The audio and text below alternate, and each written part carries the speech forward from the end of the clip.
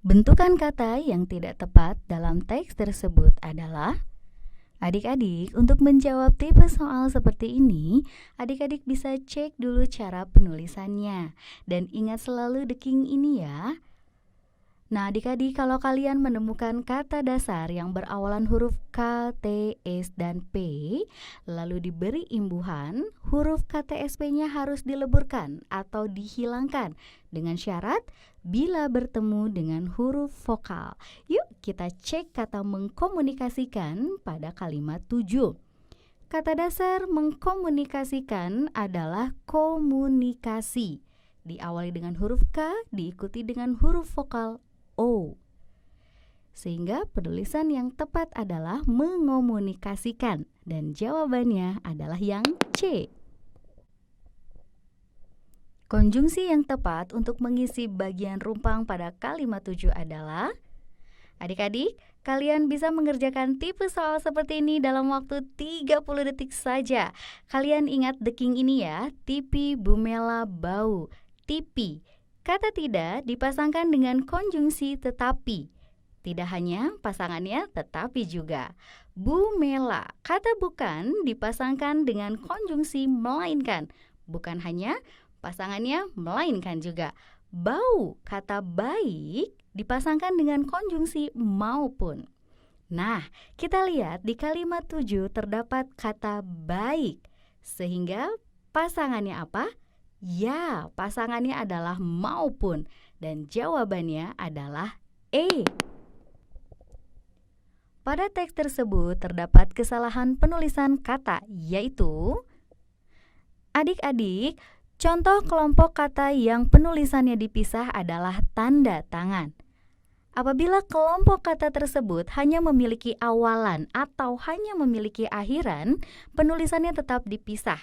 Namun, apabila kelompok kata tersebut memiliki awalan dan akhiran, penulisannya digabungkan. Kita lihat kata bertanggung jawab pada kalimat 6.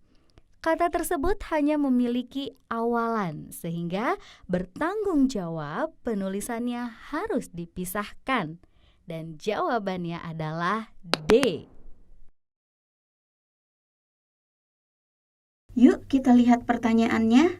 What is the topic of the text? Dalam pertanyaan ini, adik-adik diminta untuk mencari tahu ide pokok keseluruhan wacana. Yang dapat adik-adik lakukan, yang pertama, adik-adik dapat membaca kalimat awal di tiap paragraf. Dan bila adik-adik beruntung, adik-adik dapat langsung menemukannya di paragraf pertama. Yang kedua, adik-adik bisa mencari kata atau istilah yang sering muncul dan disebutkan di setiap paragraf. Yuk, di paragraf pertama disebutkan, they use the results to investigate and discover major differences in the immune system of sedentary and migratory birds. Nah, adik-adik, kata immune system sendiri dan migratory birds itu sendiri muncul dan disebutkan berulang-ulang di paragraf-paragraf selanjutnya. Sehingga jelas, opsi yang paling tepat adalah E, how the immune system of birds change as they migrate. Mudah kan adik-adik? Nah, untuk pertanyaan selanjutnya, the part following the passage above most likely contains information on. Bentukan pertanyaan ini adalah transition question di mana adik-adik harus bisa menentukan topik paragraf setelah wacana soal. What should you do? Mudah sekali. Pertama, adik-adik cukup membaca kalimat terakhir di paragraf terakhir dan menyimpulkan apa sih yang akan muncul selanjutnya. Yuk kita lihat. All they have to do is to get around, the community gets around by walking and cycling, and they get enough physical activity. Dengan demikian, dapat disimpulkan untuk topik paragraf setelahnya kemungkinan akan menceritakan mengenai A. Advice to parents for their children to have enough physical activities. Mudah kan? Yuk kita lihat pertanyaannya. What does suffering impact on children? Nah, untuk pertanyaan ini berhubungan dengan informasi rinci atau detail question yang jawabannya pasti ada di dalam teks. What should you do? Yang pertama harus adik-adik lakukan adalah mencari kata kunci melalui scanning. Yang kita lakukan, cek pertanyaannya. Disebutkan sovereign impact on children. Selanjutnya, kita cek kalimat tertentu yang ada di dalam wacana. Di paragraf kedua, kalimat terakhir disebutkan, but experts say shoving your kids to school every day could mean they are missing out on much needed exercise and other life skills. Sehingga jelas, jawaban yang paling tepat mengenai dampak mengantar anak-anak ke sekolah adalah opsi B, they lose some benefit in social life and physical activeness. Mudah kan?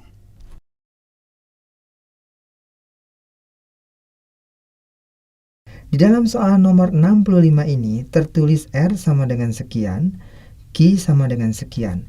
Terlihat bahwa angkanya itu cukup besar. Kalau kita menghitung secara biasa, maka kita akan memerlukan waktu yang lama. Maka tentunya kita akan menghitung dengan cara yang lebih pintar. Oke, gimana sih caranya? Ya, kita tahu bahwa kalau kita punya A ditambah B dikali dengan A dikurang B, itu hasilnya adalah A kuadrat dikurangi dengan B kuadrat. Nah, dengan cara inilah kita akan menghitung nilai R dan nilai Q-nya. Ya, sekarang kita akan hitung R-nya. 331 ini bisa kita tulis menjadi 330 ditambah 1.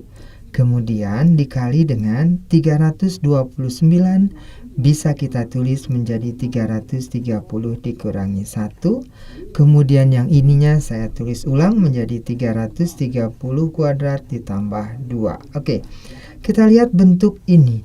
Bentuk ini ternyata sama dengan bentuk ini, ya. Dan ini bisa dirubah menjadi seperti ini. Maka ini kita anggap sebagai A, ini kita anggap sebagai B di dalam rumus ini. Sehingga bisa kita tulis menjadi 330 kuadrat dikurangi dengan B kuadrat. Berapa? 1 kuadrat. Yang ini saya tulis ulang, 330 kuadrat ditambah dengan 2.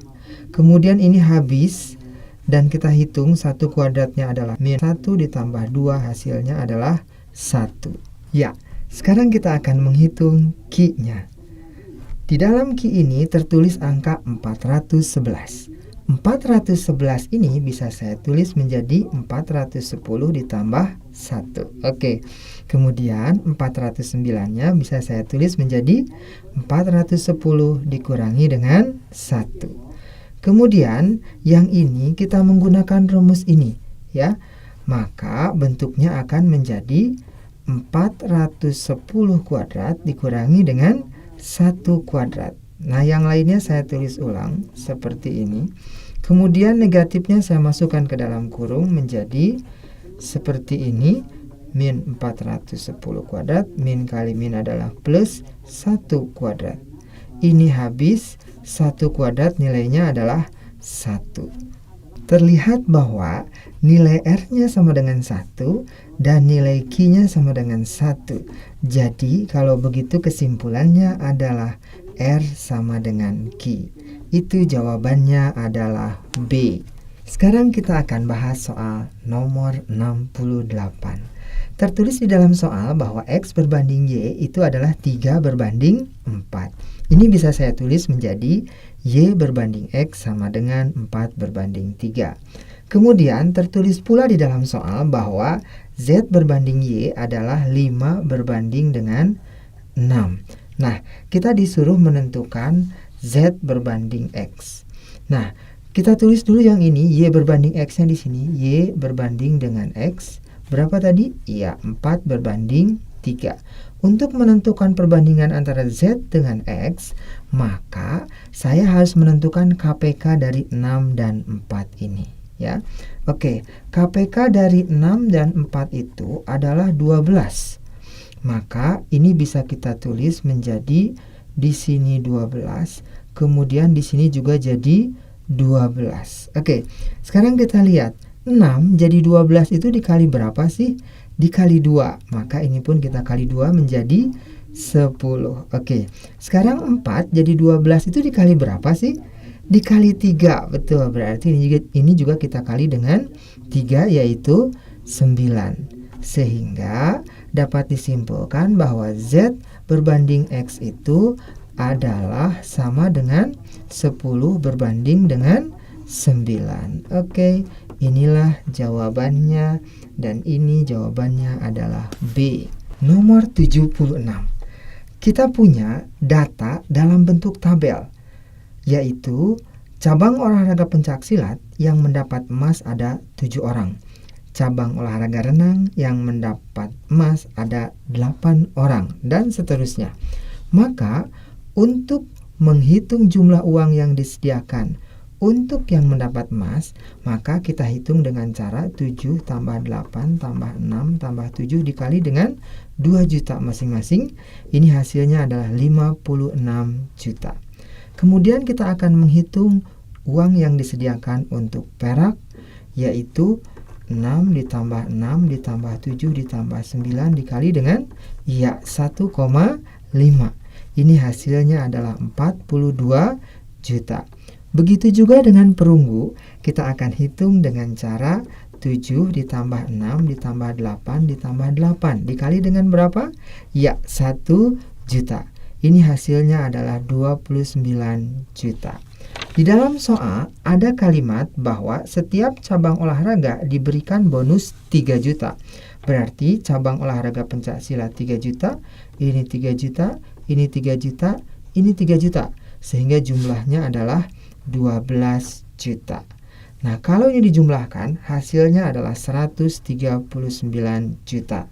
Maka uang yang disediakan itu adalah 139 juta. Itu jawabannya adalah E.